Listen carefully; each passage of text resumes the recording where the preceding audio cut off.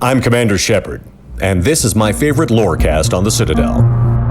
Welcome to the Mass Effect Lorecast, the podcast where we explore the vast universe of lore behind the Mass Effect games. We'll talk about all the details you may have missed, ask the hard questions, and more.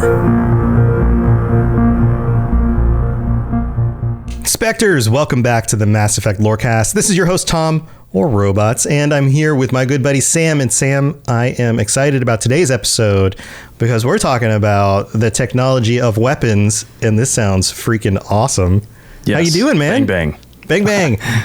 I'm good. And yeah, we're taking a different turn. We were just doing a couple episodes on Edie, but since Edie is, she controls the Normandy cyber warfare suite, and Edie's a person, but Edie's also technology. So, right. Yeah. So I figured this was, since we're doing alternating episodes and topics, I figured it was only appropriate to address one of the community's favorite aspects of the games, the weapons. The weapons, because, you do spend a significant portion of the game blowing things up. Oh, yeah. Well, I do. That's part of, sometimes I enjoy that stuff. Well, if I were to rank it, it would be blowing stuff up, talking to people, especially the people I want to talk to, not just everybody. Sometimes I'm just like, God, just move on with the conversation, right? But there are definitely people that you're like, oh, this is a character I like, or like, oh, this is really cool for the lore, And then walking down the hallways, and we all know that I'm not a big fan. I was going to ask where on your priority list does banging aliens go? That's below conversation, because usually I'm pretty bad at making that work out.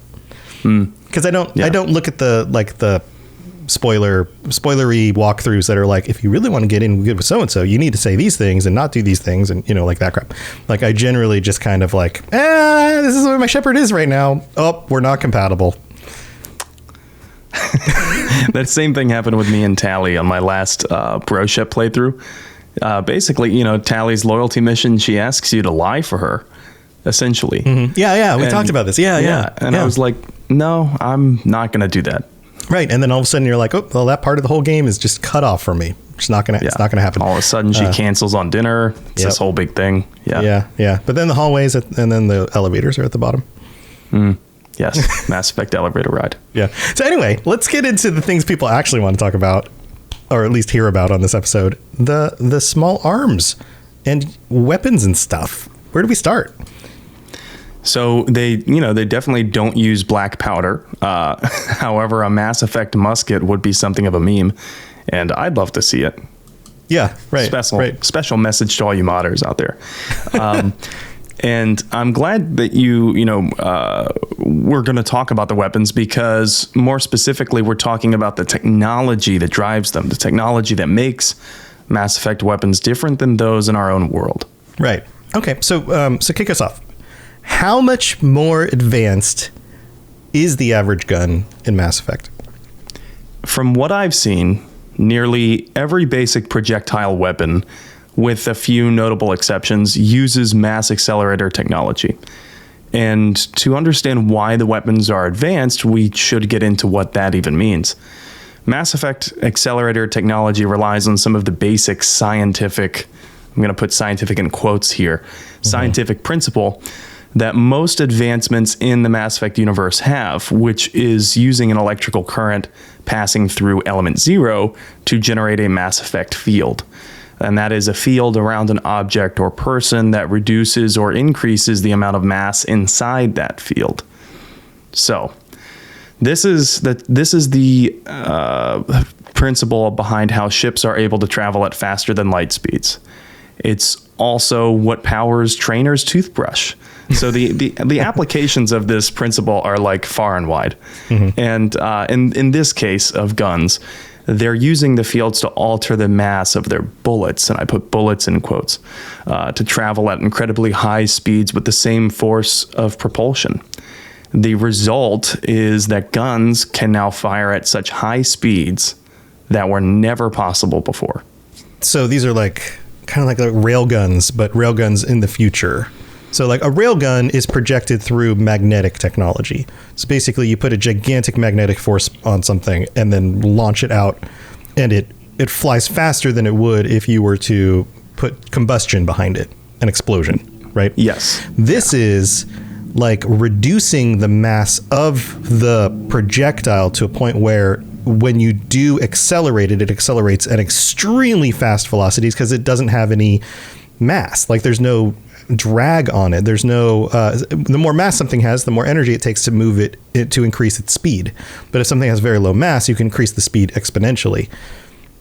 And now you're having things that just are moving way faster than the speed of sound. Oh yeah. And in the case of like traveling from galaxy, across the galaxy, like close to the speed of light. And that brings up a good point. If it's fast enough, is it going to break the speed of sound and go even, and like if it's even faster, does that mean it's even louder? But I would argue for Mass Effect guns that doesn't really apply because they're not, again, it's not combustion. So you're still going to hear a sound, but it's likely going to be the result of an electromagnetic propulsion. Yeah, I wonder if, because it reduces in mass, I wonder if the actual projectiles are very small, because a very small, low mass thing moving at a very fast speed still creates a lot of destruction when it comes into contact with something else. So this is, for example, the fear of getting hit by meteors on the planet, right? Like if the meteor is only the size of like a city block, that's really not very big compared to the size of the Earth. But if the thing is hurtling towards Earth at like, I don't know, gigantic numbers, millions of miles per hour, then all of the kinetic energy that's built up in that speed of the object is the part that's dangerous. It's not the size so much. So yes. I would imagine with a mass propelled through a gun like this, it's really about the amount of speed and not about the amount of mass that really does the damage. So a very, very small projectile landing on somebody at that high velocity could still basically do a ton of damage. And you'd be right, because that is how the lore paints it for us in the Codex and in all the explanations. They specifically say that, the projectiles are really not that large. And the Codex itself gives us this wonderful image of what this can mean in the extreme case. Just like you were saying, the Codex says, if accelerated to a high enough velocity, a simple paint chip can impact with the same destructive force as a nuclear weapon. However, mass accelerators produce recoil equal to their impact energy. So you're going to get blown backwards at the same rate that the thing would be coming out of the front of the weapon. So there's a limit. Basically, they wrote in a way for them not to get like overpowered in the game by themselves. Right. And considering that the average small arms fire, it just shears off tiny slices of that metal block. Like there's no magazine in Mass Effect weapons. Mm-hmm. It's not like our weapons where you load a magazine with bullets. It's just a block of metal that they put in there, and the computer, it like shaves off, like it calculates how much it needs, and it shaves off a very thin slice, like a slug, mm-hmm. of that metal. So, and we're talking like millimeters, like yes, itty bitty. Yes. Yeah. And so considering that the average small arms fire just shears that off, imagine how deadly the 150 millimeter mass accelerator cannon on the Mako is. Mm-hmm. It starts to make sense why when you fire that thing at Geth, they just disintegrate. Yeah.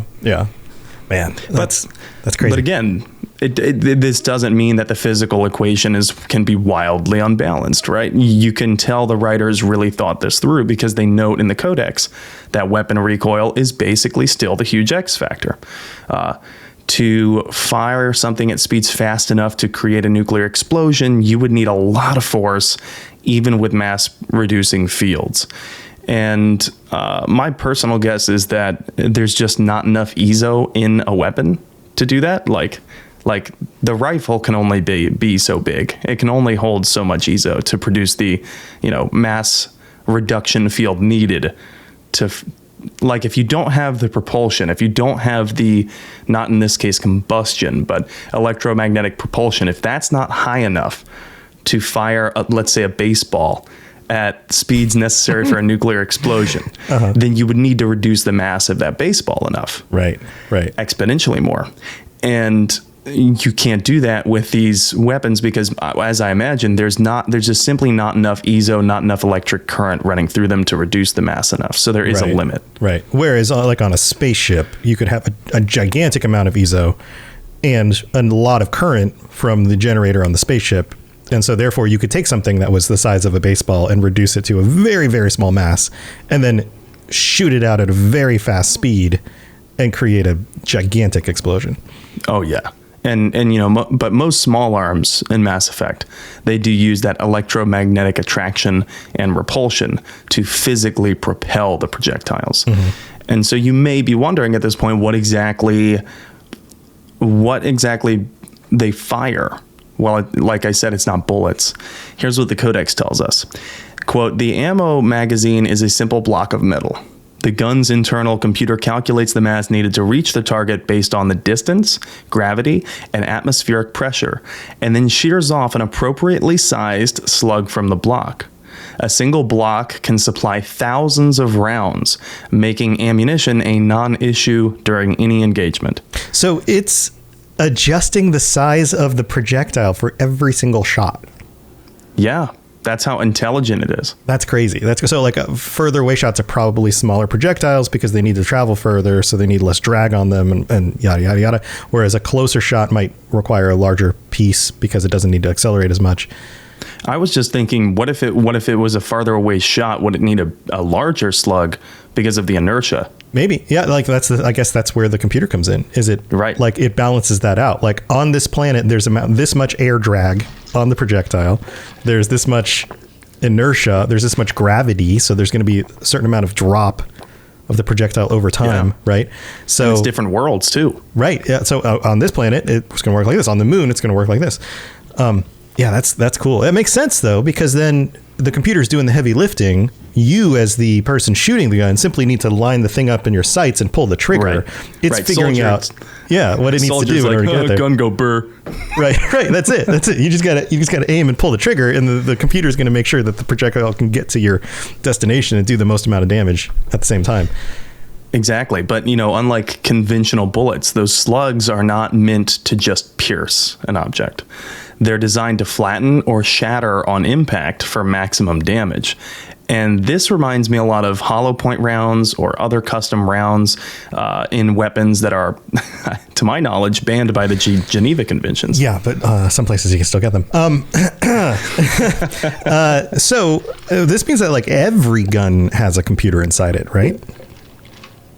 It does. And while that by itself is not that different from where firearms technology is headed now, you have to understand that how intelligent these computers are. Like, I think we're beating a dead horse a little bit, but in the time it takes a gunner to raise the weapon, aim, and fire, the computer is calculating how much of that metal block to shear off to propel at what speeds, given the distance of the target for the desired damage.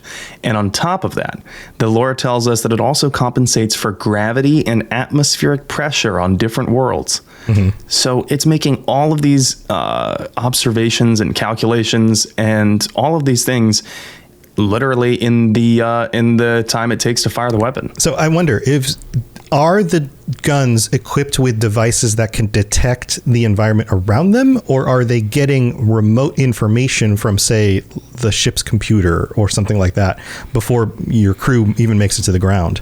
And I don't know that this is spelled out in the lore, but it's not. However, it might be, because there are weapons that the Andromeda Initiative takes with them. I think the X5 Ghost can function as a black box recording for explorers, because you can literally store your like audio logs in there. And if you needed to leave it behind for a black box recording, like someone coming by later could pick up that weapon and understand what happened to you. Right. So the weapon's computer is basically like a smartphone just on the weapon. And right, and it does link with the Omni tool. Yeah. So I just wonder though, is like, does each gun individually test the atmosphere around it? Like, does it have like a sensor on the gun that's like, oh, this is the density and the composition of the atmosphere, or like, a gravity meter that can detects it, or is it generally common enough. Like anywhere you go on a planet is going to be within a certain range, a certain acceptable mathematical range of variance. If it's like the guns just sync up with the computer on the Normandy or whatever, right? And then you drop down to the planet and the guns know like, oh, this is the nearest body that we're on. Like this is the nearest place for us to be going. It just grabs that information from, the main computer. Well, in Mass Effect 1, I think it would be a lore-friendly explanation. We're definitely, speculating here. Yeah, but we're out on a limb. Explanation if we said the Alliance calibrated those settings before they sent soldiers down planet side for a mission. Mm-hmm. But in Mass Effect 2 and 3, I mean, EDI could do it for you remotely. Yeah. So yeah, I think with EDI it would be a non-issue. And some weapons have even better targeting software. The top of the line weapons, the Codex tells us, can fire on a target in a howling gale, and it still feels the same as it does on a calm day on a practice range. That's crazy. I wonder how that works. Like, because if you're shooting at something at a distance, you have to point in a slightly, like, does the nozzle of the gun bend? In order to compensate? I would imagine it shoots it faster, shoots it harder. I see. So that there's less time for the wind to even impact it. It's like an even smaller projectile moving at a faster rate means that there's less time for the influence of the environment. Yeah. That's crazy. Yeah. This is really, really cool stuff. But you know what? We've got a mid-break. We've got to thank our patrons, and we've got to talk about the patron chat, which is coming up next week. So let's go do that. Then we're going to come back and we're talk more about these awesome weapons. Message coming in. Patching it through. I am sovereign, and this station is mine. I like the sound of that.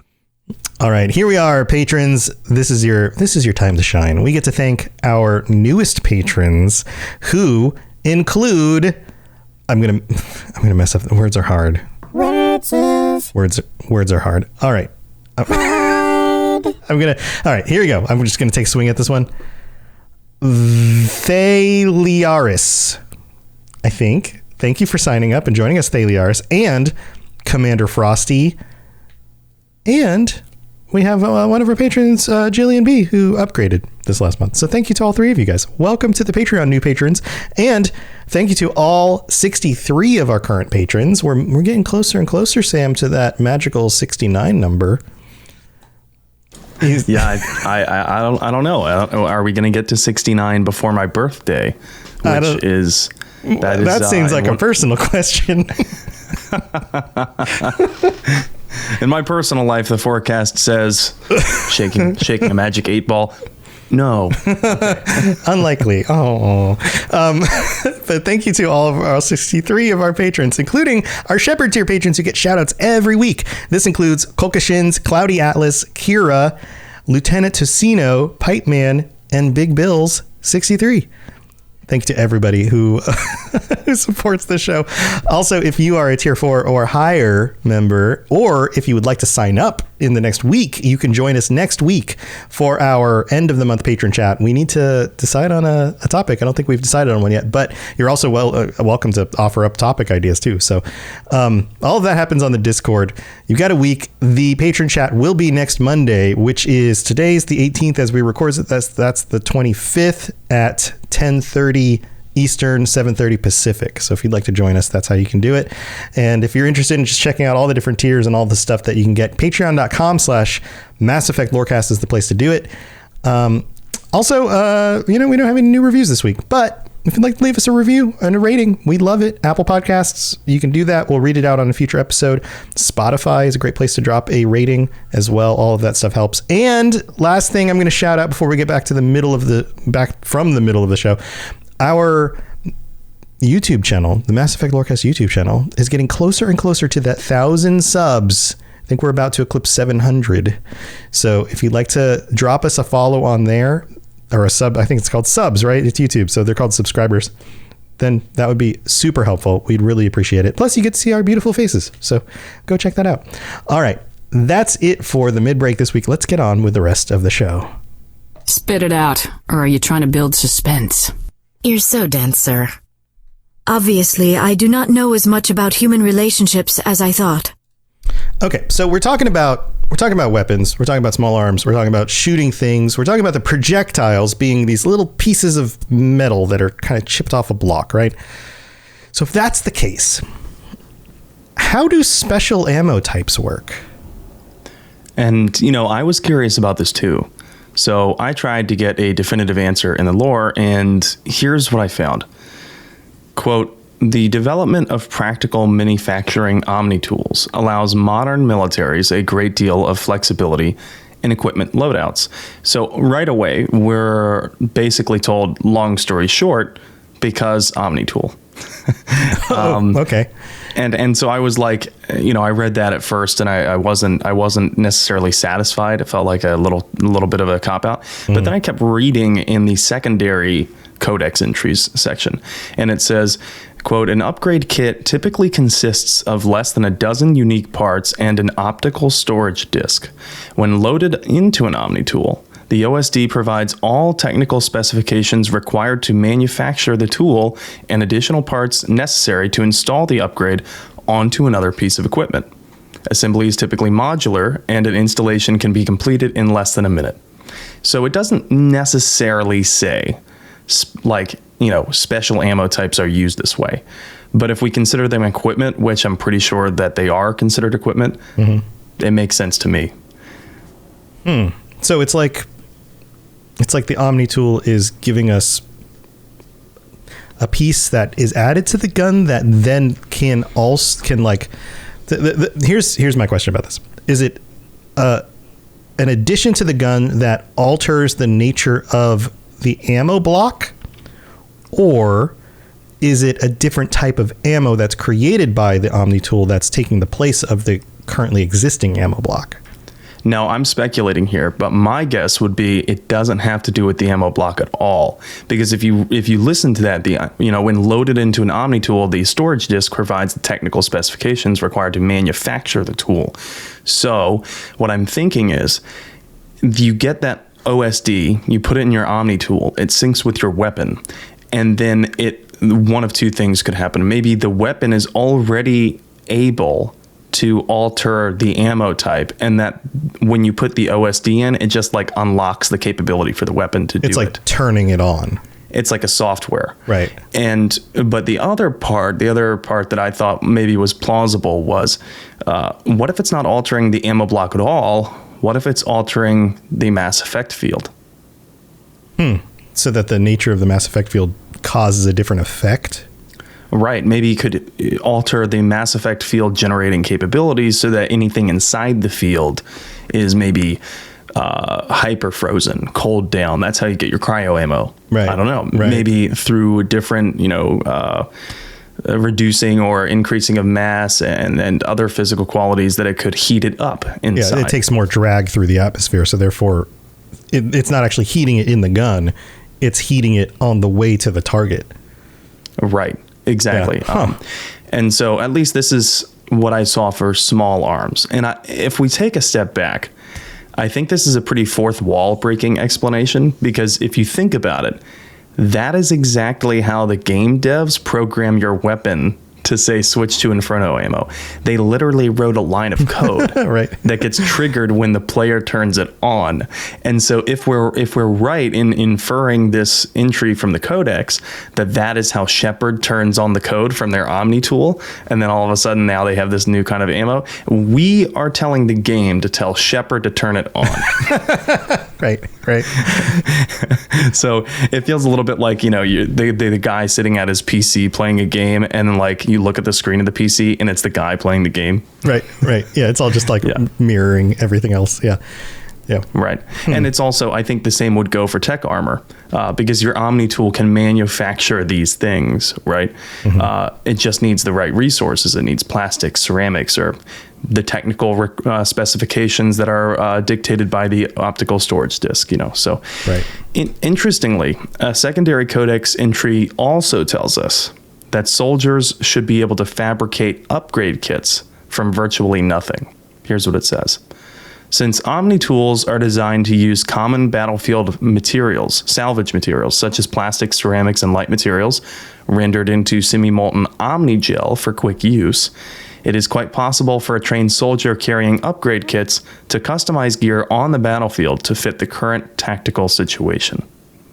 Yeah, it's still vague, but It's vague. It leaves a lot of opportunity for like, well, this could be updating your ammo or updating, this piece of armor. Right. Yeah. You just need the plastic, ceramics, light materials, you name it. So Right. You just can MacGyver it from whatever situation you're in. You're like, It sounds like I it. found myself in a blown up kitchen. I'm just going to grab all the dishes over here and turn them into Omnigel. And now I've got upgraded armor. Right. And so like, that's exactly what it sounds like, that as long as you have those basic components, the Omni tool is like, I can work with this. Right.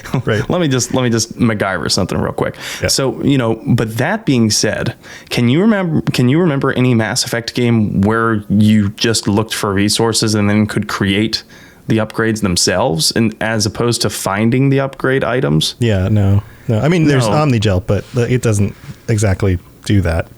So maybe we should have been able to create, quote unquote, create upgrade kits from given amounts of those resources that we've recovered through the game. Do you think maybe there was like a crafting system that was originally considered? Yeah. And then they're just like, we don't have time to implement it. Maybe that was a previous idea that they had before just letting us find and pick up items starting in Mass Effect 1. Yeah. And that's kind of exactly what I thought when I read that. This explanation in the writing would have made a lot of sense for an original game mechanic that may have been taken out. Yeah. Yeah. Or maybe, in universe, we are actually picking up the resources when we loot that crate, when we, break into this safe. We're actually just picking up the resources. And the Omni tool in real time is telling us which items can be created from these. Right. So we're not actually seeing the mechanics. We're just seeing the end result. Exactly. Yeah. Yeah. Okay. So given how these small arms function, it sounds like whoever had more ammo and could fire faster could just overwhelm shields and win. Well, it's interesting you should say that, because this is also the lore's reason why we switch from Mass Effect 1's system of heat sinks to the normalization of thermal clips in Mass Effect 2 and 3. So while ammo was a non-issue, like the Codex says in Mass Effect 1, that meant that it wasn't really about who had more ammo, but being able to lay down heavy fire more continuously for a longer time meant you could overwhelm enemies' shields quicker. So why not just more durable heat sinks instead of thermal clips? And that answer comes from the Geth. During the Geth War through Mass Effect 1, they performed mathematical analysis on their combat logs, and what they found was the same conclusion you had mentioned. More sustained fire without having to pause to vent your weapon or fire slower to manage that heat meant that you could win. You could win engagements. You break shields. Yeah. Exactly. Yeah. And if you can break your enemy's shields before your shields get broken, then they're dead. Easy. Yeah. So the Geth made disposable heat sinks, aka thermal clips, because soldiers wouldn't need to pause or slow down to manage the heat. And following the Geth attack on the Citadel, now this part I'm guessing the timeline wise, but this is what happened. I'm guessing enough Geth had died from around the other races in Citadel space that their leftover technology was reverse engineered, because the lore tells us that in the 2 years after Shepard died, the entire arms industry underwent this massive shift. The manufacturers eventually adopted thermal clips as standard, with a soldier being able to eject and swap the clips in under a second. And when I read that in the lore, my first thought was, well, of course the arms manufacturers are going to adopt this. It sounds a lot more lucrative, doesn't it? Right. Well, replaceable parts, you're going to pay more for them. But it also makes sense that you don't have to wait for something to cool down. You just eject the hot one, put a cool one in, and keep going. So yeah, it would definitely. Yeah, it would. You probably couldn't afford to slow down the pace of combat in unforeseen circumstances. Right. Like, I just got flanked, but I'm waiting for my weapon to cool down. Right. Yeah. No, I just pop a new clip in and I'm ready to go. Yeah, it makes sense. Yeah. Makes sense. So, okay. So I know the answer is probably a lot more arbitrary, but what do we know about how they came up with the designs for the weapons? Well, we know a lot less, in short. And first of all, before we move on, I do want to say that the reason with thermal clips and heat sinks that we just talked about, that's the reason that we're given in the lore. That's, of course, like in real life, the answer is a lot different. It's that it sped up gameplay and it made more fun. Yeah. That's the answer. But in terms of the lore, that's what it tells us. But about the design of the weapons, we do know a few things. Of course, there's the standard classes of weapons like assault rifles, snipers, shotguns, pistols, and then later submachine guns and heavy pistols. But guns in Mass Effect are collapsible, which is pretty cool because it means you can store more weapons on your back. But it also makes me wonder what they're made of for weight purposes, right? Yeah. Because if you have a gun made of lead, right, it's going to be very collapsible. Heavy. Right, that's Yeah, and then I guess I haven't looked into this yet, but if the gun is heavy enough, I wonder if your armor has specific Mass Effect fields that go around the weapon to right? reduce it so that your soldier is not like, oh my god, I have 3 guns on me. This is so heavy. Yeah. Well, chances are, like in the real world, it's going to be a combination of very resilient and dense material that's as light as we can possibly make it with the most recent technology we have. right, polymers, alloys, words. Words. And you may also notice that most of the original weapons in Mass Effect have this arch design. It's an arch design. Look on the piece that's right next to the shoulder mount.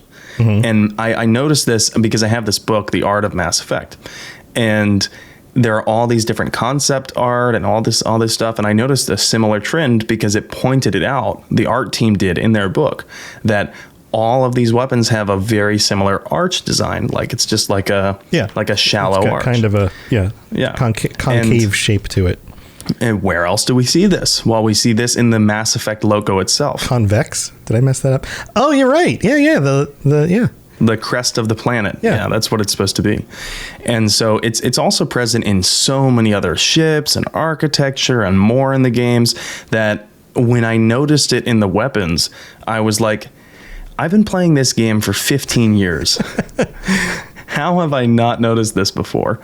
But yeah, it's pretty cool that they incorporated that design there starting in Mass Effect 1.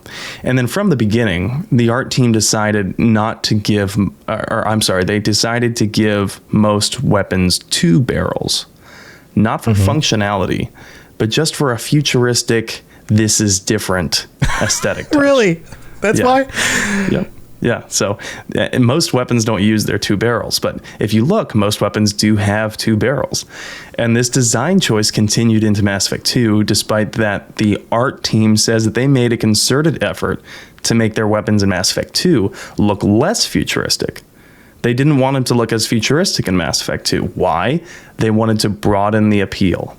Right, more relatable by people as like, oh, this looks like a gun, rather than just this looks like a space shape.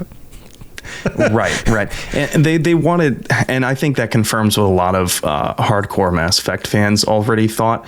One was hardcore sci-fi, and then they toned it down a little bit to appeal to the masses because they're like, okay, you sci-fi weirdos, we need to bring the normies in for more money. Right. Yeah, of course. So wait, so does this just go for human weapons or every race? Well, by Mass Effect 2, the art team said that they had made Citadel species weaponry look similar because they wanted to convey that most species were getting weapons from the same suppliers. Everyone except for the Collectors and the Geth. I wonder if that was because they wanted to or because they didn't have the time to produce different looking weapons for every race. Yeah, that multiplies the art demand. Yes, and I cannot imagine what their timeline was like after EA bought BioWare. Yeah, we do. There's definitely a sense that like 2 and 3 definitely were limited on when they needed to be out for release and all of that. So, right. Yeah. Or maybe the art team is being completely transparent and that they genuinely just wanted it to look the same to convey multi-race corporations. The art team did make a distinct departure from that, though, in Mass Effect 3. because they tailored each race's weaponry after design themes already apparent in that race's ships, architecture, and armor. A key example of this is as soon as you land on Zerkesh in Mass Effect 3, you meet up with Paddock Wicks, who, fun fact, named after one of the writers, Patrick Weeks. And he fires a Solarian pistol when Cerberus invades. And the Solarian pistol looks incredibly different. We've never seen a pistol like this to this point in Mass Effect at all. And the art team commented on this pistol in that book. And they said that they took the elements visible in the pistol, which are rounded edges and very circular elements. They're not hard angles. Yeah. And they said that they took those elements from Morden's armor. Makes sense. It's not uncommon to take themes and kind of use the themes through, like in fantasy, it would be like, this race has these themes in their architecture, but that also shows up in their armor designs and their weapons. Like, this is the space equivalent of that. Oh, yeah. And you can tell with, in Mass Effect 3, you can tell that is the case with a lot of Turian equipment and Quarian equipment as well. A lot of electricity kind of themed things involved with the Quarians makes sense because who have they been fighting for a long time? Well, they had, their main enemy was the Geth. Right. So you would want to engineer your weapons to be primarily electric. And the same went for Mass Effect Andromeda with Milky Way originating weapons having distinct differences in appearance than those from the Helios cluster in Andromeda or the gear from the Remnant. So very, very cool choice. I'm glad that they allowed more bandwidth for the art team to keep that level of consistency. And by, of course, Mass Effect 3 and Mass Effect Andromeda's time, weapons appearances changed as you upgraded them. So depending on which attachments you put on there, things would look different. Right. Well, this has been very, very cool. I know we've got some other things to discuss next time. Where are we going in the next episode? So we went over the technology and the design of typical small arms in the Milky Way. But next time, we're going to talk about some notable exceptions and unique weapons and how they work. Very, very cool. Very, very cool. Well, guys, this is we're going to wrap up the episode here. Thank you for joining us. Sam, you have anything you want to shout out? Anything cool stuff going on? Well, I'm incredibly busy right now with a couple of things in my personal life, but I am still streaming every week. Sassy ships Saturday for Mass Effect, and it is modded Mass Effect. And I'm also streaming on Thursdays Dragon Age. I finally finished the Fade for the first time. That is a huge relief. And so I'm happy to get on with the rest of the game now.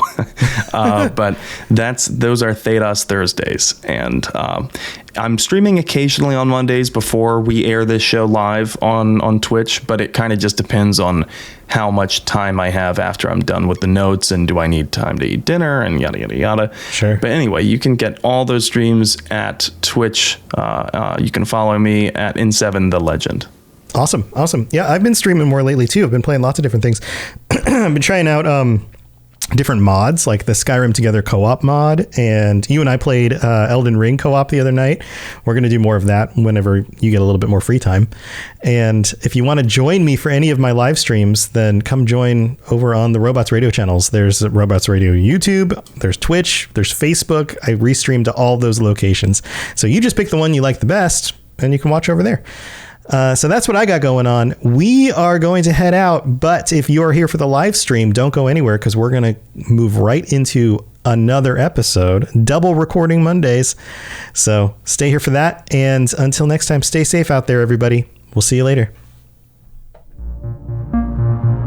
Thanks for tuning into the Mass Effect Lorecast. We'd love to hear your opinion and thoughts on the lore of Mass Effect. Reach out to us on Twitter at Mass Effect Cast, or check out the Robots Radio Discord. Also, you can send us an email at masseffectlorecast@gmail.com.